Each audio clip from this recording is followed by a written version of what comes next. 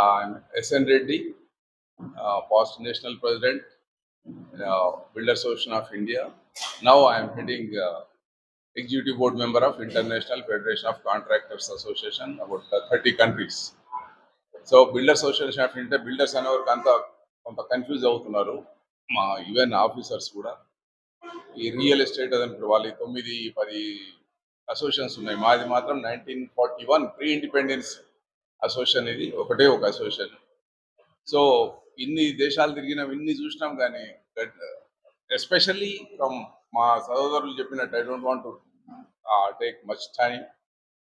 మా సహోదరులు ఆల్రెడీ మీకు చెప్పినారు. ఈ 2017 నుండి దానికి కొంత కారణం మా వాళ్ళే, అది దాంట్లో ఎలాంటి లేదు, కొంత నాయకులు, కొంత మా తప్పులు కూడా ఉంటాయి. ఈ ఫస్ట్ కమ్ ఫస్ట్ అనేది పోయింది, దానివల్లనే ఈ ప్రాబ్లం అవుతుంది.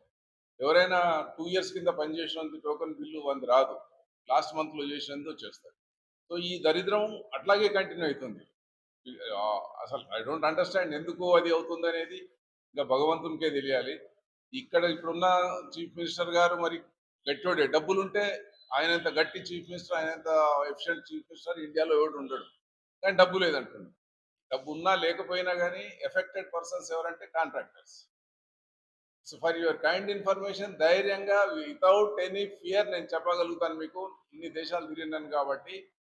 Belongs to our Telugu states contractors like our Seenaiah, B Seenaiah and company is constructed a parliament house and secretariat building in Afghanistan, which is most dangerous terrorist country in the world. Now is afraid to execute the works in our Telugu states. ఆఫ్ఘనిస్తాన్లో పనిచేయచ్చు, మా సోదరులను కావాలంటే మిమ్మల్ని కూడా తీసుకెళ్తాం, నిర్భయంగా పనిచేయచ్చు. ఇక్కడ ఎందుకంటే వాళ్ళేమో చంపుతారు, వీళ్ళేమో మానసికంగా చంపుతున్నారు. సో మెయిన్ ఏంటంటే మాకు పేమెంట్స్ లేవు, మమ్మల్ని వదిలేయండి. పోనీ ఎక్కడైనా పోయి బతుకుదామంటే మా ప్రతి డాక్యుమెంట్ బ్యాంకులలో ఉంది, గవర్నమెంట్ లింక్. ఈ మధ్యన డివోర్స్ అన్న తొందరగా ఇస్తున్నారు, 6 నెలల లోపల విడాకులు అప్లై చేసుకుంటే ఇమ్మడి ఇస్తారు. ఇక్కడ ఒకసారి అగ్రిమెంట్ సైన్ చేసినట్టు ఇంకా వాడు సావాలి, లేదా వర్క్ కంప్లీట్ చేయాలి,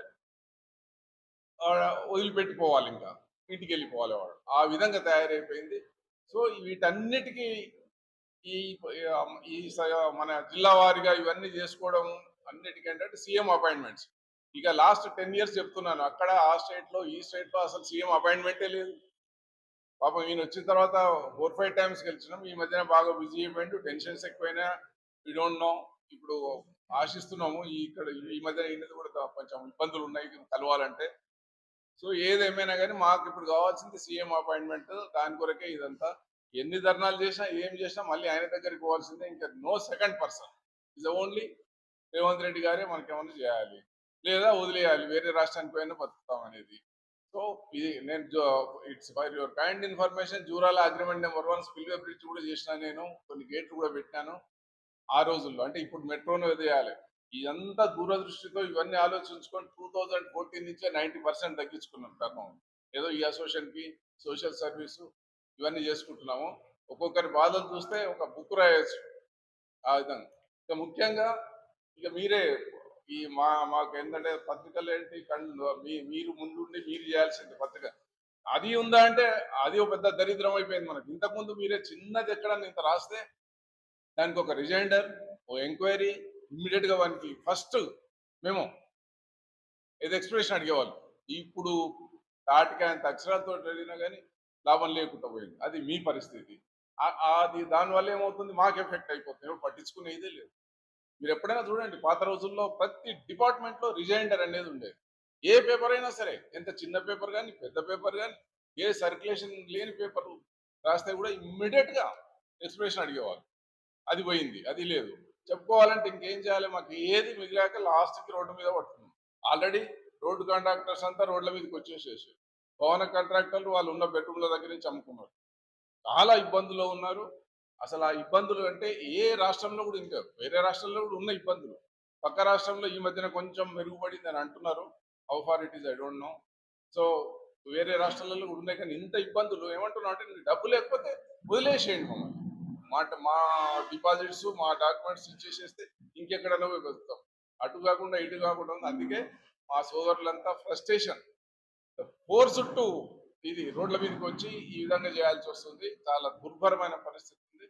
సో ఈ 18th మనం అంత లోపలనే ఏదైనా పాజిటివ్ ఇది వస్తే బాగుంటుంది. అసలు నేను ఏమనుకున్నానంటే ఏదైనా పాదయాత్ర ఇక్కడి నుంచే మహబూబ్నగర్ నుంచే స్టార్ట్ చేద్దామా ఈ జడ్చర్ల వరకు పోయేవారి లోపల ఏదైనా అపాయింట్మెంట్ దొరుకుతుందేమో అని చూస్తున్నా కానీ లాస్ట్ మరి సన్ స్ట్రోక్ వస్తుందేమో కానీ మరి అపాయింట్మెంట్ దొరికేటట్టు ఉందా లేదా అని ఆలోచిస్తున్నాను.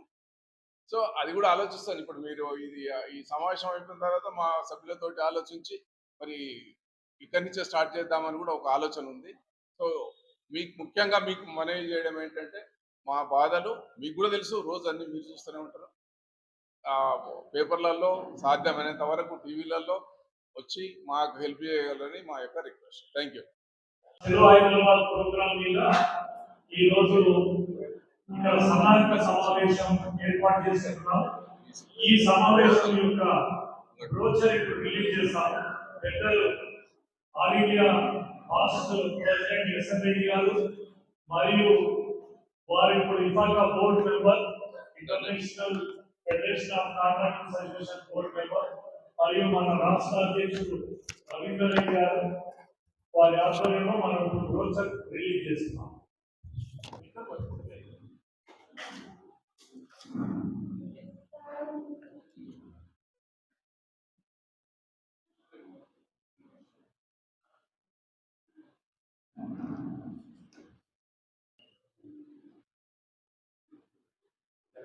చలో హైదరాబాద్, జై